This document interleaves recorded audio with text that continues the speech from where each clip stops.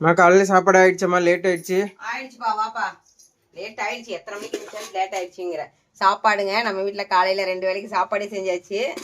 இன்னைக்கு சொரக்கா போட்டு நம்ம கறி குழம்பு டேஸ்ட்லேயே தான் அது நம்ம மிளகாத்தூள், மஞ்சத்தூள், கறி மசாலா தூள் இதெல்லாமே போட்டு தேங்காய் அரைச்சி ஊற்றி, சோம்பு, பொட்டுக்கடலை கொஞ்சம் அரைச்சி ஊற்றி நம்ம கறி குழம்பு எப்படி வைக்கிறோமோ அதேமாரி தான் சொரக்கா குழம்பு வச்சுருக்குதுங்க. நல்லா சூப்பராக நம்ம வாசமாக கம்மன்னு இருக்கும். ரசம் வச்சாச்சு. ரசம் தக்காளிலாம் நிறைய போட்டு தான் வச்சுருக்குது. பழைய பிள்ளைங்கனால கொஞ்சம் கருப்பாக இருக்குது. பீட்ரூட் பொரியல் செஞ்சுருச்சு.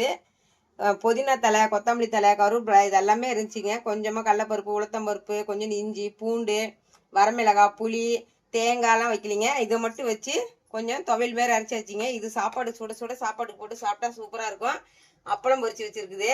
அப்பளம்னா நம்ம இந்த அப்பளங்க, ஜவ்வரிசி அப்பளம்.